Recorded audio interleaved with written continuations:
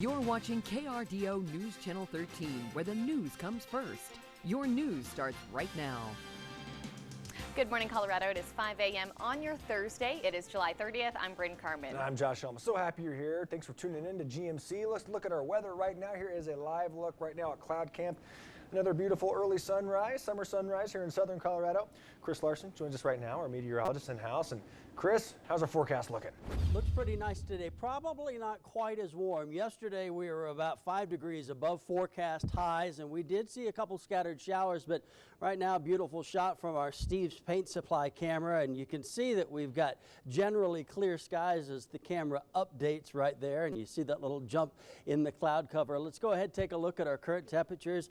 Upper 60s around Pueblo, 58 Walsenburg, 63 in Canyon City, and 54 right now in Lyman. Now, as we head into the afternoon, here's the scenario. Temperature-wise, we're in the mid-80s in the Springs, upper 80s, low 90s around Pueblo, 82 in Walsenburg. Winds are going to be coming out of the northwest. They're going to be brisk this afternoon. I'd say 10 to 15 miles an hour with a few higher gusts, and we do have about a 20% chance for an isolated shower and thunderstorm. We're almost to the weekend. We'll take a look at your weekend forecast coming up in a few minutes. Brent. We are almost there, Chris. Happy Friday Eve to you. Taking you outside for a live look at our traffic tracker. Here's a look at I-25. Seeing some headlights off in the distance, but no major trouble spots to report, which is great if you are getting out the door and commuting early on this Thursday morning. News Channel 13's traffic tracker, Hannah Knutson, is going to have a full report of our conditions coming up later in our show. And you can always stay ahead of the morning commute by listening in on the radio. That's 105.5 FM, 92.5 FM, or 1240 AM. An arrest this week for a series of sexual assaults may have actually led Colorado Springs police to something much bigger. Yeah, David O'Neill Roberts is his name, accused of holding a teenager and 2 other women against their will, forcing them to have sex. Those victims also tell police they were then forced to have sex with several other men, as many as a dozen per day. Those forced acts allegedly occurred at the Birchwood Village Apartments and at a Super 8 motel on Peterson Road. The women say the abuse has been going on since January. Police are now looking to hear from any other victims who may have info on Roberts' activities.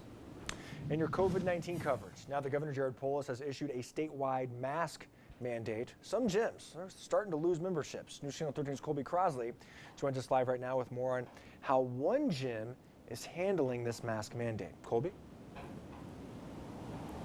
Good morning, Josh. Well, after months of being shut down, Accolade Fitness is officially back open, but now they're kind of facing a new problem. Some people not wanting to wear their masks. Now, since reopening the gym, owner Dwayne Johnson says they're seeing about 15 to 20% in cancellations because of COVID-19. Now, some of the cancellations are strictly because of the virus and people not wanting to take the risk. But Johnson tells us that nearly 40 people have canceled their memberships because Accolade Fitness requires members to wear a mask, which is mandated by the state.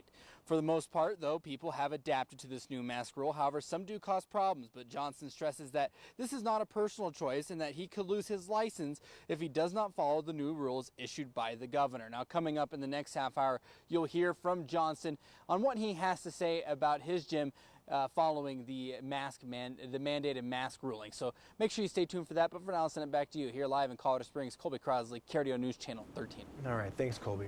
The U.S. surpasses a grim new milestone: 150,000 deaths from the COVID-19 pandemic in our country. And now there are 98 identified hotspots across the country. And as Alex Prochet from ABC reports, a debate is now underway on how to safely reopen schools in many of those places. As U.S. deaths from the coronavirus top 150,000, there are new concerns as the Department of Homeland Security has identified nearly 100 virus hotspots around the country. What happens if you are really in a hot zone?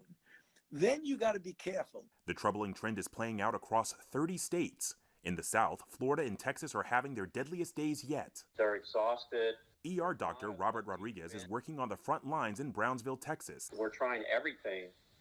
But these patients are extremely sick. Dr. Anthony Fauci telling ABC's Dr. Jen Ashton he's especially concerned about potential outbreaks in Ohio, Tennessee, Kentucky, and Indiana. You may be getting into the same sort of trouble with those states that the southern states got into trouble with. There's also the question of how to safely reopen schools. Putting hundreds and thousands of young people, teachers, and staff together in enclosed spaces like school buildings is an invitation for a COVID-19 super spreader event. Yesterday in Jeffersonville, Indiana, about 70% of students were back in school with masks and social distancing. But in Orlando, nearly 300 students are under quarantine after one person at an outdoor graduation tested positive. She's just like any other bubbly little girl out there. She was perfect. And now the mother of Florida's youngest victim is speaking out after her daughter died less than a day after getting sick. I don't think these kids should go back to school. Education Secretary Betsy DeVos acknowledged there is no national plan for schools. There's not a national superintendent, nor should there be. Therefore, there's not a national plan for reopening. Secretary DeVos isn't alone in that assessment. Many experts, including Dr. Anthony Fauci, believe that decision should be made at the local level. Alex Perche, ABC News, Washington.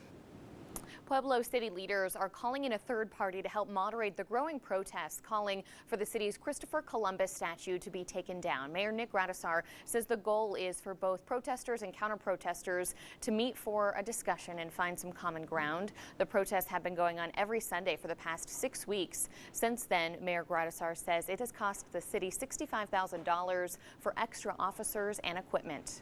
Every Sunday, 20 or 25 police officers there at the scene to make sure that things remain peaceful. The mediations are set to take place on August 8th and 9th.